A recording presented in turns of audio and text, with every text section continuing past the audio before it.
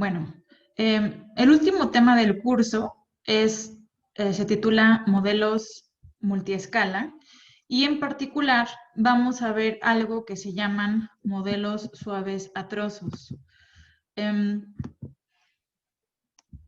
Entonces, el primer acto, ustedes ya lo conocen muy bien, que es básicamente la multiestabilidad. Ha sido uno de los temas recurrentes en el curso desde que empezamos a ver redes booleanas, donde justamente el chiste es entender cómo eh,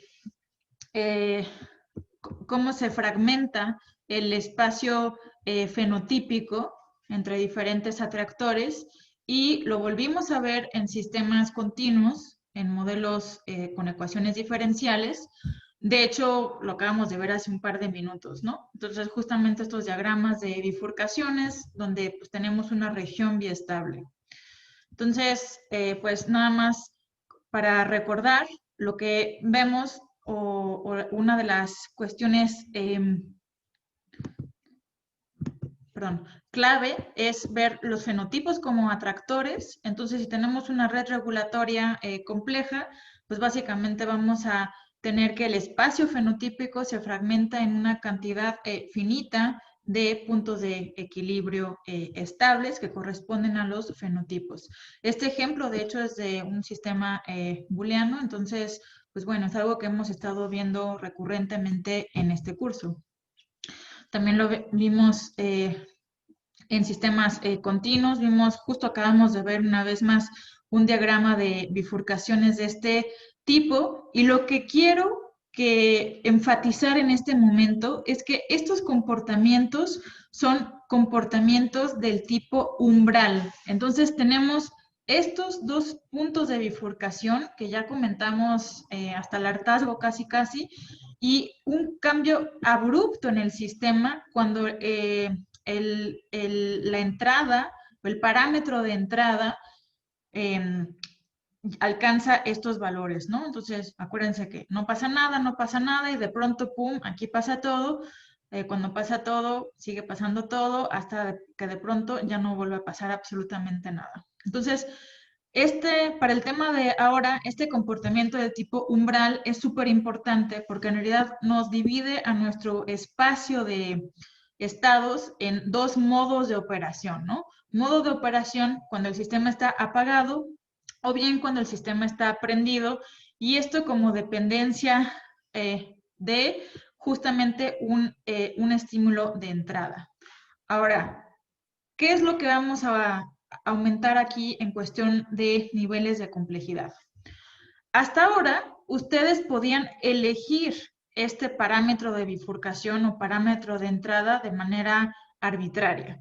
Es decir, ustedes lo podían elegir en su sistema de ecuaciones. Por ejemplo, hace un momento que nos preguntábamos si el sistema de ecuaciones de Angeli puede presentar un aumento en la varianza, pues ustedes elegían el valor de nu de 0.1, 1, 1.7 y demás. Entonces era un parámetro libre en el sistema.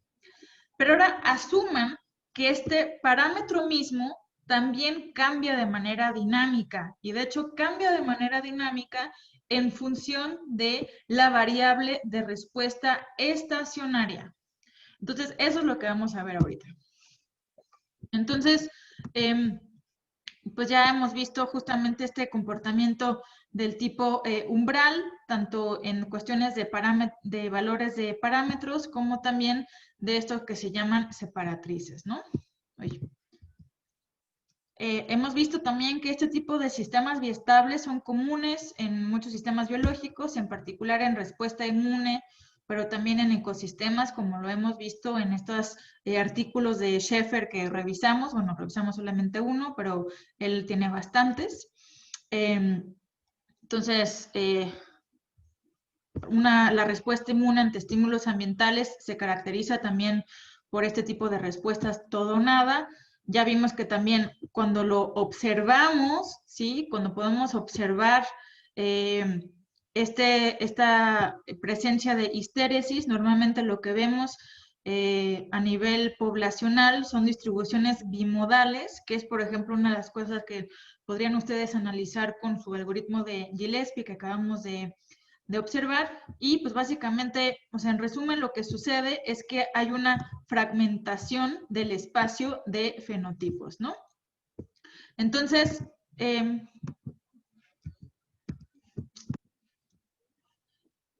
ya vimos varios ejemplos de distribución. Bueno, esto ya lo habíamos visto anteriormente, que cuando tenemos justamente biestabilidad, pues podemos obtener este tipo de distribuciones bimodales, ¿no? Lo vimos hace unos momentos para el caso del modelo de Schaeffer. Entonces, pues todo el curso les he hablado que estos tipos de interruptores son importantes. Espero que al menos accedan a decir que sí tienen cierta importancia. Entonces, ahora quiero que empecemos a pensar de nuevo cuáles son las suposiciones clave cuando construimos este tipo de diagramas de bifurcación. Entonces, la primera suposición general es que son soluciones en equilibrio. Acuérdense que cuando nosotros graficamos esto, pues incluso cuando usamos Grant, por ejemplo, que utilizamos Newton y demás, lo que graficamos aquí, o sea, en el eje X graficamos el parámetro de bifurcación, y en el eje Y lo que graficamos es la solución de equilibrio, y además le enchufamos una noción de si es estable o no es estable. Entonces, hablamos un poco, de hecho les hablé un poco de este libro de Strogatz, Nonlinear Dynamics and Chaos, donde justamente vimos como un poco más de teoría al respecto, pero en general, pues es para dibujar este tipo de objetos, lo que queremos es encontrar las raíces estables de este polinomio. Entonces, aquí lo que vamos a enchufar es la solución de equilibrio. Entonces, cuando hacemos un análisis de bifurcaciones, lo que vamos a mapear es cómo hay cambios cualitativos en la respuesta del sistema en respuesta a cambios en el parámetro de bifurcación. Vimos también cómo con Grant podemos hacer esto. Hicimos ya varios ejercicios, creo que este en particular no, pero de cómo podemos dibujar diagramas de bifurcación. También quiero contarles que en realidad estos motivos de biestabilidad, pues han sido estudiados en muchísimos sistemas, desde ecosistemas hasta también sistemas fisiológicos, que hay un esfuerzo por representar o abstraer cuál es la manera más simple de representar estos mecanismos de interruptor, de switcheo entre prendido y apagado, con el sistema de ecuaciones diferenciales más sencillo posible que represente este comportamiento. Y bueno, pues les puedo contar que esta es la ecuación diferencial más sencilla que lo representa, y pues básicamente come una función tipo Hill, que es una función sigmoide, y además tiene un asa de retroalimentación positiva. Entonces, esto es algo que ya habíamos platicado anteriormente. Entonces, pues es algo que se ha estudiado muchísimo en matemáticas, en teoría de sistemas dinámicos. De hecho, por ejemplo, uno podría enchufarle un segundo parámetro de bifurcación para ver cómo este comportamiento o este diagrama de bifurcaciones se va deformando cuando yo cambio un segundo parámetro. Y esto pues es todo como pues, meterle una nueva dimensión a nuestro sistema, y lo que generamos son estas sábanas o estas superficies tan interesantes que se llaman superficies de catástrofe, que otra vez son todo un tema en sí mismo, son súper interesantes y bonitas de estudiar, y en el contexto de sistemas biológicos bien relevantes, porque muchas veces no tenemos uno, sino varios parámetros de bifurcación. Entonces, esto también ya, esta práctica ya la hicieron, y vamos a retomar algo de este este tipo de diagramas para este tema. Entonces, pues ya vimos también que las cuencas de atracción pueden cambiar conforme cambia el parámetro de bifurcación. Es justamente el tema que acabamos de ver ahora, que está relacionado con las señales de alerta temprana debidas a el alentamiento crítico o en los cambios en la profundidad relativa de las cuencas de atracción de los diferentes estados estacionarios cuando va variando el parámetro de bifurcación. Ahora, pues hasta acá, pues cosas que ya saben perfectamente bien, ¿no? O sea, sistemas de ecuaciones diferenciales que presentan dos puntos de equilibrio, bueno, dos o más, pero hemos visto dos, y que estos puntos de equilibrio, su existencia depende de un parámetro de bifurcación. Ahora, vamos a pasar ahora a un segundo acto. Entonces, la pregunta aquí es, pues ahora asumamos que esto que llamábamos parámetro de bifurcación, en realidad cambia también en el tiempo, pero cambia en una escala de tiempo más lenta quizás. Entonces, ¿esto por qué es importante? Porque en realidad los sistemas biológicos, como los que hemos estudiado en el curso, en particular los sistemas biestables, pero también muchos otros, pues tenemos una interacción entre diferentes escalas temporales que obedecen a dinámicas en diferentes niveles de organización. Y muchas veces, pues estos niveles de organización, de hecho, nunca están aislados y por lo tanto muchas veces nos puede interesar hacer una integración de dos o más niveles de organización en un mismo modelo matemático. Por ejemplo, es muy común hacer modelos que contemplen tanto metabolismo, que ocurre en una escala temporal bastante rápida, junto con expresión genética, que es bastante más lenta, o expresión genética con vías de señalización, donde también expresión genética es más lenta, o bien vías de señalización en respuesta a un microambiente dinámico, ¿no? Entonces, o bien microambientes con estructuras poblacionales tipo celulares y así sucesivamente. Y bueno, ni siquiera le he enchufado el componente ecológico, que claro que pues también representa a su vez otra escala, otro conjunto de escalas temporales que puede ir desde pues dinámicas sucesionales, por ejemplo, hasta mecanismos coevolutivos y más allá, ¿no? Entonces, en realidad, si nosotros queremos entender o aplicar una teoría general para modelar sistemas biológicos, pues es una buena idea al menos empezar a pensar en cómo incorporamos más escalas temporales, porque eso nos va a permitir, por ejemplo, estudiar cambios un poquito, por ejemplo, cambios en el metabolismo en respuesta a una interacción dinámica entre metabolismo y expresión genética, o cambios en vías de señalización por un cambio en el microambiente y así sucesivamente. Entonces, pues el tipo de modelos que estudiamos en este contexto, esta gráfica ya se las había mencionado, básicamente nos interesa entender, por ejemplo, cómo la plasticidad fenotípica que podemos representar por estos diagramas de bifurcación biestables, por ejemplo, están mediadas, o son decisiones fenotípicas abruptas que están mediadas por ambientes o microambientes cambiantes. Pero a su vez, estos microambientes cambiantes pues están afectados por esta misma plasticidad fenotípica. Entonces, pues el primer ingrediente que vimos, pues básicamente podría representar plasticidad fenotípica, o sea, cambio de un estado a otro en respuesta a perturbaciones genéticas o ambientales y pues que se puede representar con un cambio en la configuración de nuestra red dinámica. Pero a su vez también sabemos que el medio ambiente depende del fenotipo. Entonces, por ejemplo, quizás esta célula en particular secreta citocinas proinflamatorias que se va a comer a las bacterias y este tipo de células favorece un ambiente profibrótico que va a favorecer la proliferación de bacterias. Entonces, si esta decisión fenotípica, por ejemplo, es en respuesta a un estímulo bacteriano, pensemos nuevamente, por ejemplo, en respuesta inmune, pues quizás el mismo hecho que haya habido una respuesta fenotípica, pues puede afectar el mismo estímulo de entrada. Entonces, de principio a fin, pues vamos a tener interacciones dinámicas entre fenotipos y microambientes, donde tenemos tanto un proceso de diferenciación o de plasticidad fenotípica, pero acoplado de manera dinámica con un microambiente dinámico que afecta, pero también es afectado por la proporción de fenotipos.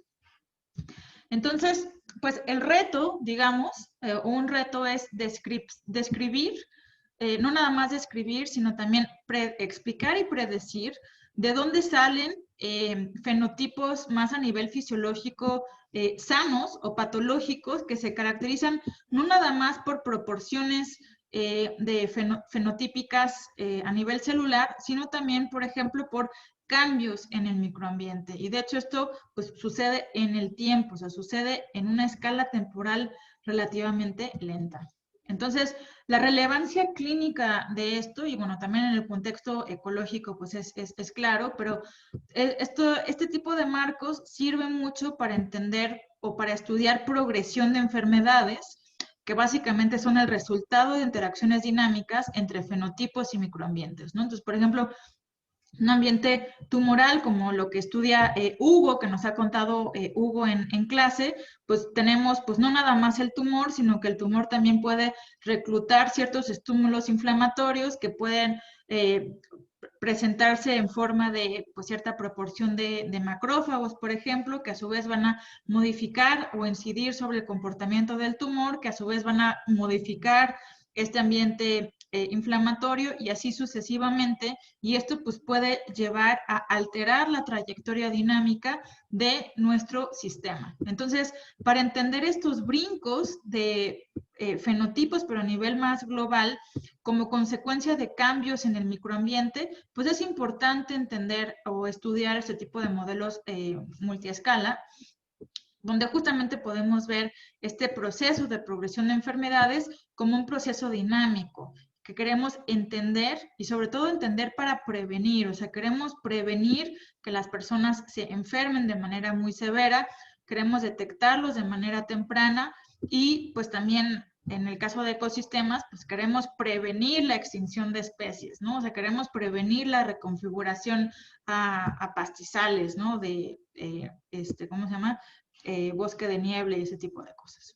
Entonces, un ejemplo del que les voy a hablar, pues no es un ejemplo ecológico, sino un ejemplo fisiológico, es de los primeros sistemas que estudié yo en mi vida, y por lo tanto lo entiendo relativamente bien, que es la epidermis, ¿no? Entonces, en la piel, por ejemplo, pues tenemos tanto una red de interacción, bueno, en la capa más superficial de la piel, así la más superficial de la piel, que se llama barrera epidérmica o skin barrier por sus siglas, bueno, en inglés, no sus siglas, sino en inglés.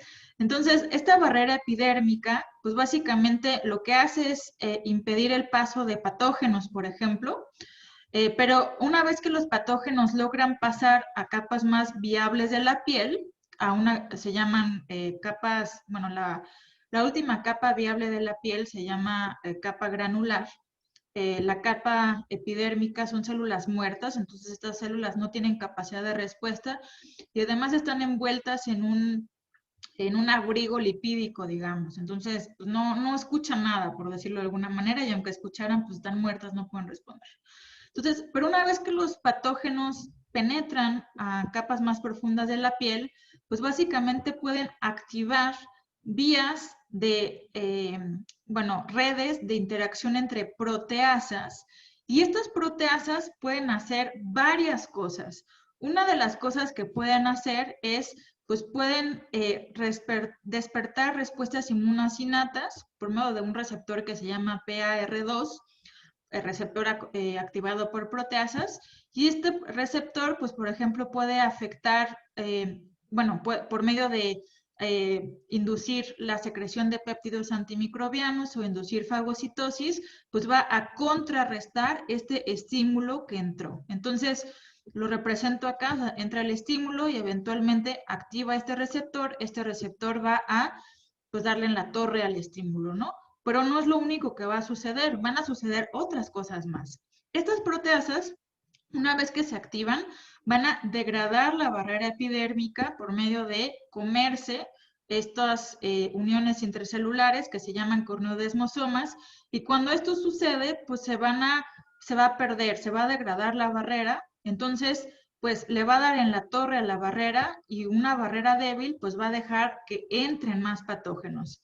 Y si eso no fuera suficiente, cuando nosotros activamos a este receptor activados por proteasa, digamos que el costo, por decirlo de alguna manera, es que este receptor además va a afectar la remodelación de la barrera epidérmica. Entonces, si se fijan, tenemos pues dos cosas que suceden simultáneamente. O sea, cuando entra un patógeno, por un lado, pues se va a desencadenar pues que se elimine, o sea, todo bien, pero por otro lado, también va a generar que se debilite la barrera, entonces que entre más patógeno. Entonces tenemos una interacción positiva, ¿no? O sea, entra patógeno, induce la entrada de más patógeno, y una negativa. Y eso está mediado por esta red interna de interacción entre proteasas, y que ahorita que ocurre en una, como es una red bioquímica, pues ocurre en una escala de tiempo bastante más rápida que las interacciones o las dinámicas a nivel celular de la barrera epitelial y de las células en el compartimiento granular, e incluso del crecimiento de patógenos. Entonces, para modelar este tipo de objetos, pues el primer ingrediente es pues ver qué hay aquí adentro. Y resulta que aquí adentro, esta vía o esta red de proteasas, de hecho es, perdón que me regrese, justamente esta de aquí. Esta red de proteasas justamente presenta este cambio o este comportamiento de biestabilidad que ya hemos platicado bastante. Y de hecho algo bonito que comento aquí como un adendum es que si aquí además modelamos algunos factores de riesgo genéticos o ambientales, uno genético es la expresión baja de un inhibidor de proteasas que se llama LECTI. Hay un defecto genético causado por polimorfismo, bueno, tanto por mutaciones en sus casos severos que dan lugar a una enfermedad de la piel muy grave que se llama enfermedad de Netherton, o variantes más leves que dan lugar a dermatitis atópica, por ejemplo. Si se fijan, ¿qué es lo que hace esta variante genética? Aún disminuye el umbral de activación, o sea, hace que el sistema sea más sensible a estímulos ambientales. Y por otro lado, pues un estímulo, una perturbación ambiental, que es el pH. Ya saben, ahora que nos estamos lavando todo el tiempo las manos, seguro sienten su piel reseca. Eso tiene que ver en parte porque el pH afecta la actividad de las calicreínas, las hace más potentes, y entonces al hacerlas más potentes, ¿qué es lo que sucede en el diagrama de bifurcaciones? Disminuye el umbral de desactivación. Es más difícil que nuestra piel se desinflame una vez que se ha inflamado. Entonces, fíjense cómo en el núcleo de ese modelo tenemos un objeto de esta naturaleza, pero que en este caso vamos a asumir que el patógeno mismo va a ser afectado por el estado de activación de este receptor, que va a, y repito por acá, que va a afectar tanto las respuestas inmunes como también la permeabilidad del tejido. Entonces, para estudiar ese tipo de objetos, pues lo que vamos a hacer es utilizar, una aproximación de algebraica. Vamos a aproximar nuestro diagrama de bifurcaciones, que está en estado o alto o bajo. Vamos a olvidarnos de todo el sistema de ecuaciones que está detrás, que ya vimos que muchas veces puede ser difícil encontrar las soluciones analíticas. Ya vimos que muchas veces cuando los polinomios son de grado alto, pues no podemos obtener la solución analítica, entonces tenemos que aproximarla. Entonces, una manera de simplificar este problema todavía más es justamente describir este tipo de diagramas por medio de esta ecuación, que es una ecuación definida a trozos. Entonces, vamos a decir que el sistema E, ¿sí? El sistema E va a estar apagado si ese estímulo es menor a este umbral de aquí, ¿sí? O bien, si está adentro de la región de biestabilidad, pues si anteriormente estuvo apagado, también va a estar apagado ahora. Y un análogo para la rama encendida. Esta rama encendida, pues simplemente decimos que pues va a estar prendida si el estímulo es mayor a este umbral de acá, o bien si estamos en la región de biestabilidad y anteriormente el sistema estuvo prendido. ¿Sí? Entonces, si se fijan, esto es lo mismo que hemos dicho ya muchas veces para describir nuestro diagrama de bifurcaciones, como esta noción de histéresis, o sea, de dependencia del tiempo, de condiciones iniciales o de memoria en un sistema biestable, pero pues ahora lo describimos de una forma un poquito más formal. Entonces, para modelar ahora nuestro sistema, pues ya vimos cómo representamos E, nuestra variable de respuesta, en función de S, nuestro estímulo. Pero ahora lo que vamos a enchufarle además es el segundo ingrediente. Ahora vamos a aceptar que S es una función dinámica de E, pero vamos a escribir dos funciones, porque vamos a aceptar que nuestro sistema está cambiando en dos posibles regímenes. Un régimen que es cuando mi sistema está apagado, entonces lo voy a describir por la función f apagado, y otro régimen cuando el sistema está prendido. Entonces voy a decir que cuando el sistema está prendido, la ecuación que lo gobierna es f prendido. ¿Ok? Entonces, este tipo de aproximaciones se llaman ecuaciones diferenciales híbridas, y básicamente cuando nosotros definimos nuestro sistema de ecuaciones de esta forma, pues decimos que la definimos a trozos, o sea, en un subdominio, o sea, a veces bajo ciertas condiciones es válida una de las ecuaciones, bajo otras condiciones es válida otra de las ecuaciones.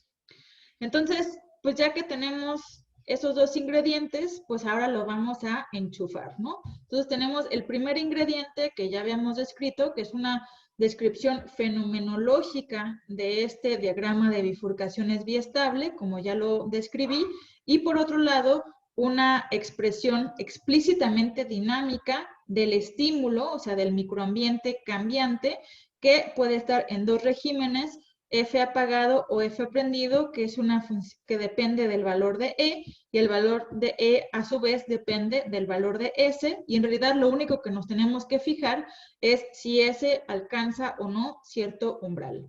¿Sí?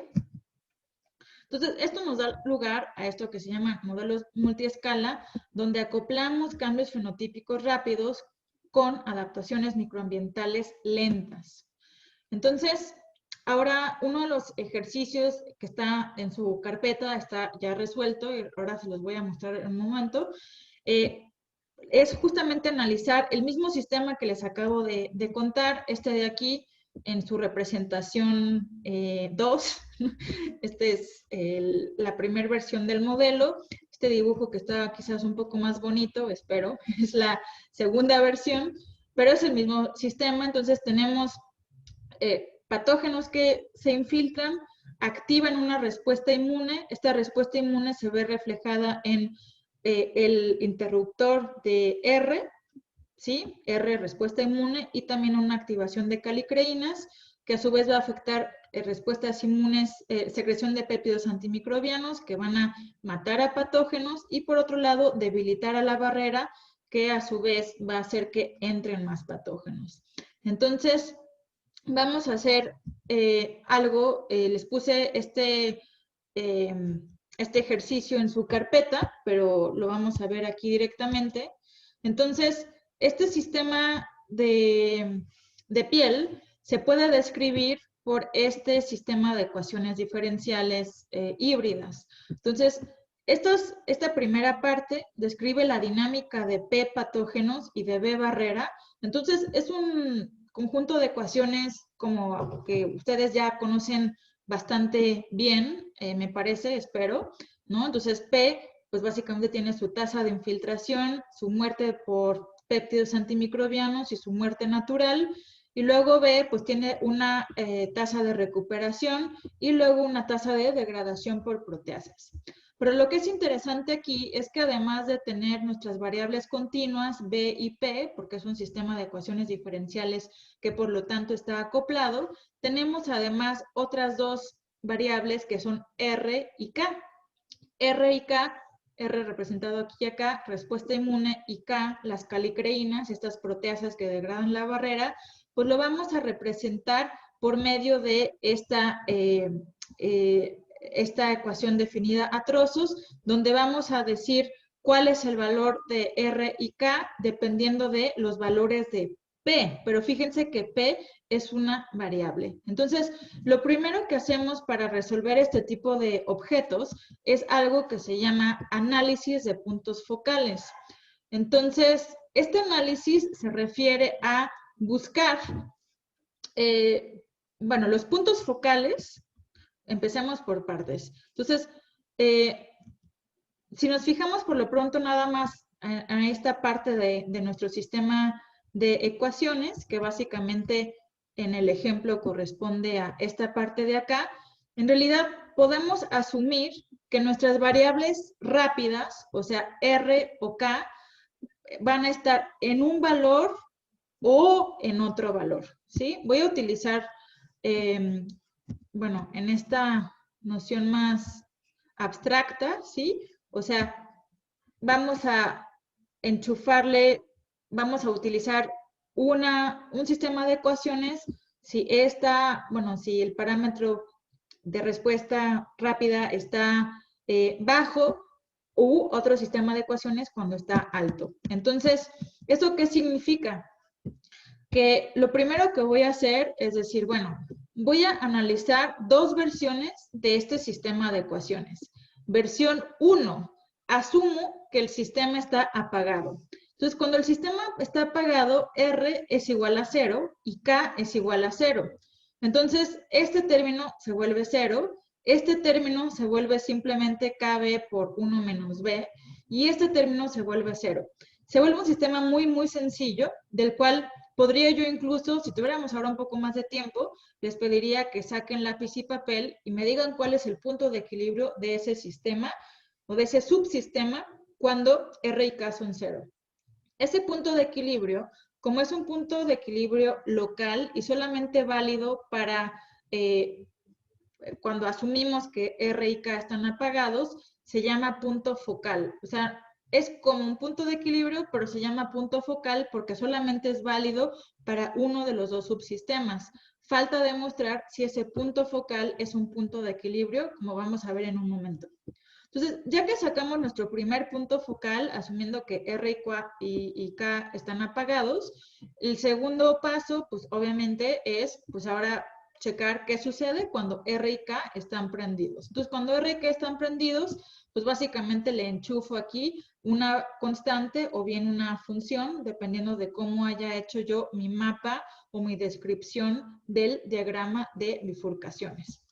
Entonces, una vez que saqué mis puntos focales, que lo puedo hacer, como les digo, casi con lápiz y papel, o si no, pues frecuentemente, bueno, y si no, pues ya saben cómo, ¿no? Con Newton-Raphson o demás.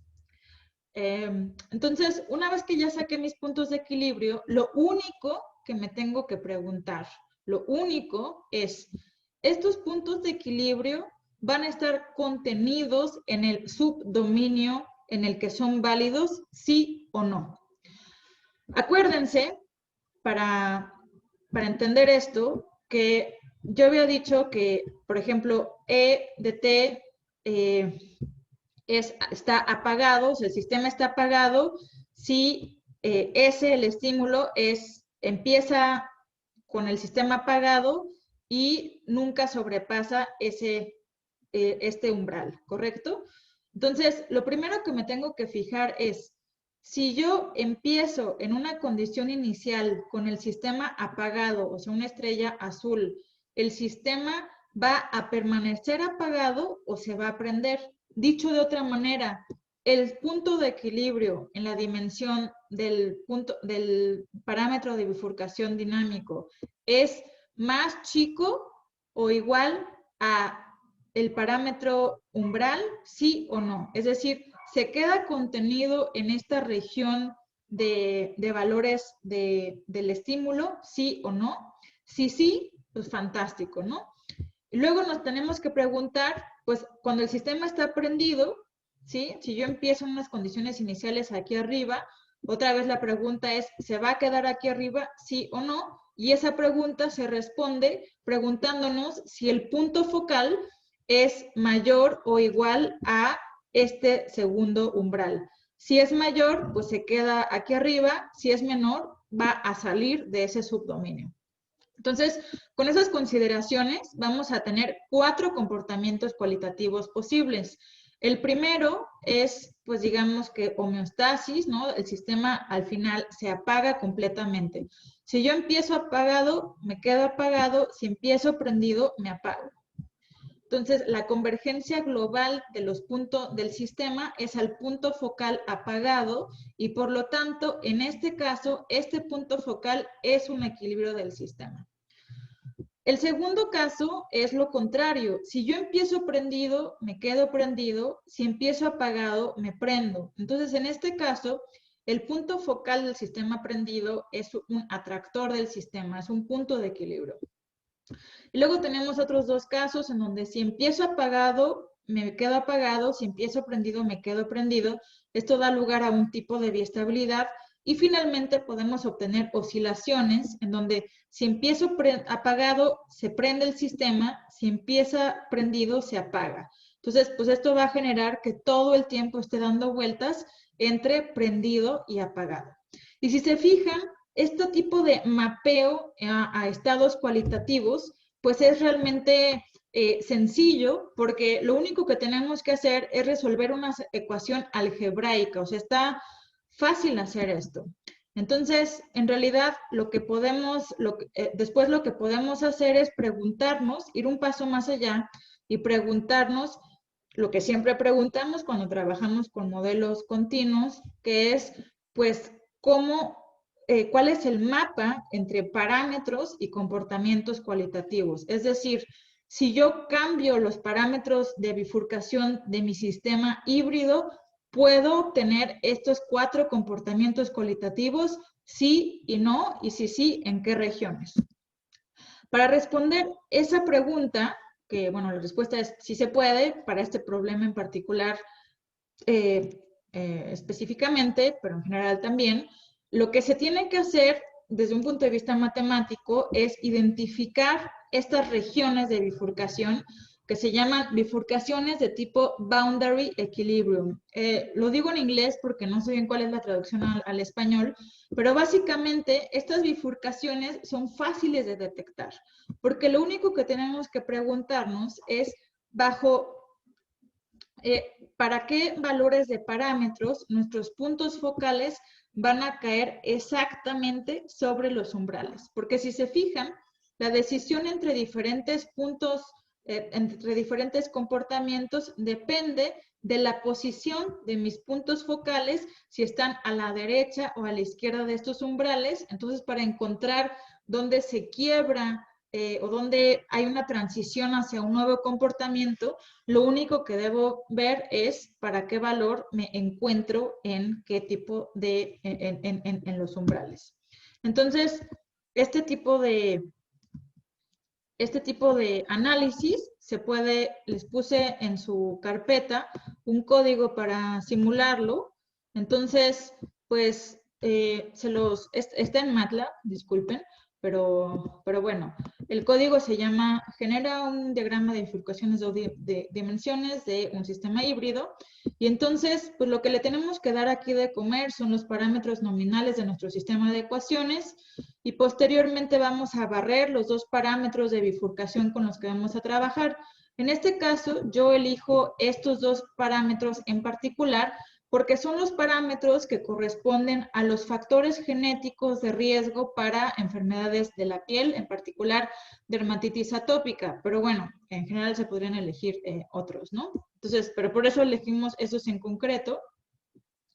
Y entonces vamos a muestrear estos valores, vamos a meterlos a un vector de parámetros y luego vamos a llamar esta función que se llama dime cuál es el comportamiento cualitativo. Entonces,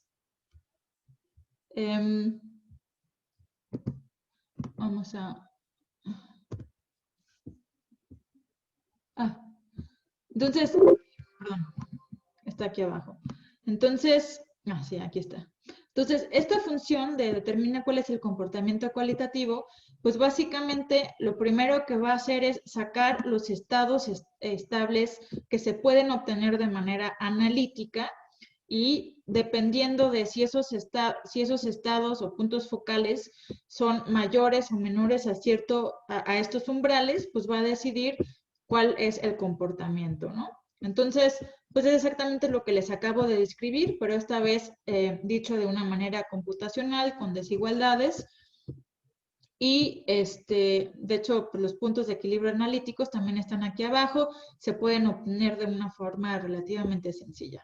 Entonces, cuando corremos este trozo de código, lo que vamos a obtener es pues justamente un diagrama de bifurcaciones como el que les acabo de mostrar, con estas 4 regiones cualitativas correspondientes a monoestabilidad, de aquí apagada, monoestabilidad prendida, oscilaciones y biestabilidad. ¿Ok? Entonces, hasta ahora, lo que les quiero decir con esto es que, bueno, además, también si digamos que no le creen a este diagrama de bifurcaciones, podríamos también hacer simulaciones numéricas de nuestro sistema para básicamente ver si es cierto que este es el comportamiento cualitativo. Ahora, para hacer estas simulaciones numéricas, ahora tenemos que utilizar estas funciones localizadoras de eventos. ¿Por qué? Bueno, primero voy a terminar de explicar esta parte de diagramas de bifurcación basados en puntos focales. Pues sí, espero que se hayan convencido que en realidad está fácil sacar estos comportamientos cualitativos. O sea, requiere simplemente sacar soluciones de equilibrio de un sistema suave y preguntarse si están a la derecha o a la izquierda de los umbrales de activación o desactivación. Entonces, no es tan complicado analizar este tipo de objetos. Lo que sí es un poco más complicado es hacer las integraciones numéricas. ¿Por qué? Porque necesito mi función localizadora de eventos, que básicamente va a ser como meterle un chismoso a mi integrador numérico, que va a estar fijándose en cada intervalo de tiempo si la ecuación con la que está trabajando sigue estando bien definida. ¿Por qué? Porque acuérdense que yo estoy declarando la dinámica de mi sistema por medio de un sistema híbrido. Entonces, a veces voy a utilizar estas ecuaciones, perdón, a veces voy a utilizar estas ecuaciones, a veces voy a utilizar estas. Eso depende de qué, de cómo esté avanzando mi variable de estado S. Entonces, cuando se hace la integración numérica, el reportero chismoso que va a estar dentro de mi programa, que es esta función localizadora de eventos, pues va a tener que ir reportando si el sistema sigue estando bien definido o no. O sea, si la variable lenta, que es en este caso, sigue estando contenida en el dominio que le corresponde. O sea, si yo empiezo aquí abajo, pues tiene que ir, o sea, va cambiando ese y tiene que ir chismoseando mi integrador numérico con la función localizadora de eventos para ver en qué momento toco este umbral. Porque cuando toco este umbral va a, básicamente, va a cambiar el sistema de ecuaciones con el que estoy trabajando. Entonces, pues es un poco más técnico este tipo de de integraciones numéricas, pero no es, pues no es tan complicado. Entonces, esto también se los muestro en este trozo de código de aquí, que está, ¿no? Genera los 4 comportamientos cualitativos para diferentes valores de parámetros en el espacio de bifurcaciones que acabamos de explorar y efectivamente podemos ver pues este comportamiento de apagado, prendido, oscilaciones o biestabilidad, ¿ok?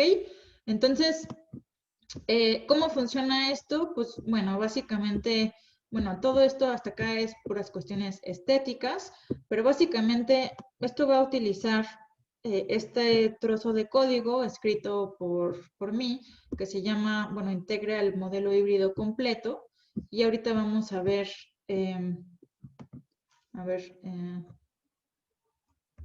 aquí está. Entonces vamos a ver cómo funciona esto. Entonces, esto utiliza justamente la función localizadora de eventos y con esto pues va a ir recursivamente a integrar el sistema. Entonces, aquí van a reconocer algunas cosas, pues básicamente vamos a utilizar un integrador numérico, en este caso OD23 por el tipo de sistema, también podrían utilizar OD45 como lo habíamos hecho anteriormente, y lo que le vamos a meter aquí es nuestro sistema dinámico, la versión suave, pero además le vamos a meter una opción, y esta opción la definimos aquí arriba. La opción es justamente meterle un evento. ¿Y qué evento le vamos a meter? Ah, pues el evento de en qué momento voy a cambiar de ecuación. Y ese evento lo llamo evento de switcheo híbrido. Entonces, esto está definido aquí abajo. Este evento de switcheo híbrido, pues básicamente va a estar recibiendo información de mi variable dinámica que va a definir en qué dominio se encuentra el sistema y pues dependiendo de su valor respecto a los umbrales del diagrama de bifurcaciones, se va a prender o apagar.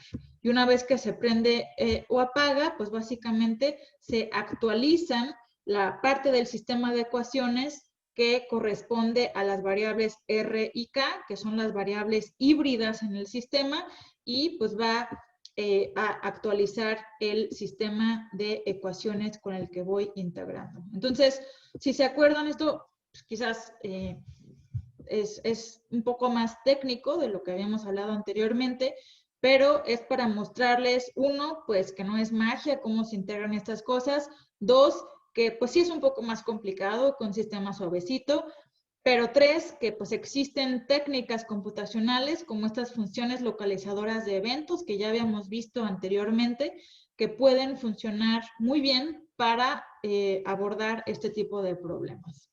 Entonces, pues con esto es en realidad, bueno, con lo que terminamos. Esta práctica está en su carpeta, es la práctica 10, sistema, se llama algo así como sistema, modelo fisiológico, análisis de un sistema híbrido. Aquí metí un bonche de cosas para que esté autocontenida, entonces pues si quieren jugar un poco con esto, pues adelante por favor. Entonces, otra vez, aquí todo lo que les acabo de contar, pues los lleva de la mano en preguntas, ¿no? Para que vayan preguntando lentamente un paso a la vez. Y posteriormente también les puse un archivo con las soluciones de todas las preguntas y pues básicamente lo que obtienen es esto y con lo que les acabo de mostrar, ¿no? Esto es una visualización ya del libro de texto, pero es exactamente lo mismo, ¿no? Con el código que les acabo de mostrar. Entonces, pues con esto, bueno, yo me gusta mucho terminar con este tema, porque pues es el tema al que yo me dedico, entonces pues me gusta mucho hablar de él. y algo que quiero decirles es que me interesa mucho este tipo de objetos, porque este tipo de objetos matemáticos, porque me parece que permite justamente explorar las dinámicas lentas de un sistema dinámico, cómo ir abriendo puertas, o sea, donde las puertas corresponden a estos interruptores que se van prendiendo y apagando y vamos accediendo como si estuviéramos en este edificio de Escher, ¿no?